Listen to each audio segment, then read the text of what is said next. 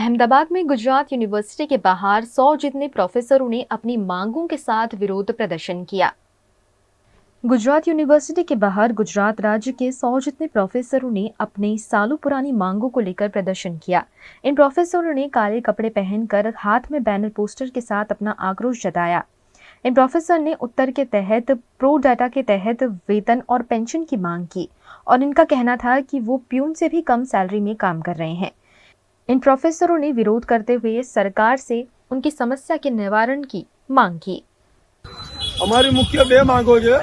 यूजीसीની guideline પ્રમાણે અમને pro rata પગાર એટલે કે પ્રમાણસર પગાર આપવામાં આવે અને બીજી અમારી માંગણી છે 2017માં તત્કાલીન નાયબ મુખ્યમંત્રી શ્રી નીતિનભાઈ પટેલે વિધાનસભામાં કરેલી જાહેરાત પ્રમાણે બાકી રહેલા 100 જેટલા ખંડ સમયના અધ્યાપકોને પૂરા પગારથી પૂર્ણ સમયના કરવામાં આવે। અત્યારે હાલમાં અમે ફક્ત 8,400 થી 25,200 રૂપિયાનો પગાર મેળવી રહ્યા છે। તમામ 30 વર્ષથી વધુ નોકરી કરી ચૂક્યા એવા અધ્યાપકો છે। આ પગાર અમારા પટાવાળા કરતા પણ ઓછો પગાર છે। 30 વર્ષથી પ્રોફેસર તમામ પ્રક્રિયા પૂર્ણ કરીને યોગ્યતા જે તે સમયે જે યોગ્યતા હતી એ પ્રમાણે લેવાયેલા છીએ અમે। અને અત્યારે હાઈકોર્ટના ચુકાદાનો પણ અમલ નથી કરાતો। નાનકડા વર્ગ સામે સરકાર અપીલમાં ગઈ છે। 8-8 વર્ષ ડિવિઝન બેન્ચમાં અપીલો કાઢે છે। 100 જેટલા નાનકડા વર્ગ સામે અપીલમાં જાય સરકાર, આટલી ફાઇટ આપે બરાબર ના કહેવાય। गुजरात की आर्थिक राजधानी और भारत की पहली हेरिटेज सिटी अहमदाबाद को टाइम्स ऑफ इंडिया के सर्वेक्षण में इंफ्रास्ट्रक्चर पॉइंट ऑफ व्यू से रहने के लिए श्रेष्ठ शहर करार दिया गया है, जिस पर अहमदाबाद की मेयर प्रतिभा जैन ने अपनी खुशी जताई।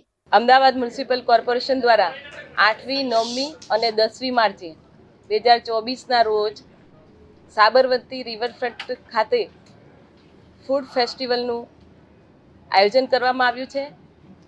અને આ જે ઇવેન્ટ છે, જે રીતે હેરિટેજ વર્લ્ડ સિટી અમદાવાદમાં કાંકરિયા કાર્નિવલ, પુસ્તક મેળો, ફ્લાવર શો, જેને ગિનીસ બુક ઓફ વર્લ્ડમાં સ્થાન મળેલ છે, એવી જ રીતે આ એક ચોથી ઇવેન્ટ અમે અહીંયા અમદાવાદ કોર્પોરેશન દ્વારા શરૂઆત કરવામાં આવી છે। અને આ ઇવેન્ટમાં અનેકાનેક નિષ્ણાતો, એમાં લક્ષિત પત્રકાર અને જે લેખક બધા જ ભાગ લેશે। અને આ ઇવેન્ટમાં ખાસ 2 પ્રકારની જે થીમ છે, એમાં એક લક્ઝરિયસ થીમ અને એક પ્રાદેશિક થીમ, એમાં જે અને એક ખાસ અનોખો કોફી પેવેલિયન બનાવવામાં આવ્યો છે, જેમાં કે લોકો એની મુલાકાત લઈ અને જે કોફી પ્લાન્ટ છે અને જે મુલાકાતમાં જે કોફી ઉકાળેલી કોફીનો પણ મજા ત્યાં માણશે।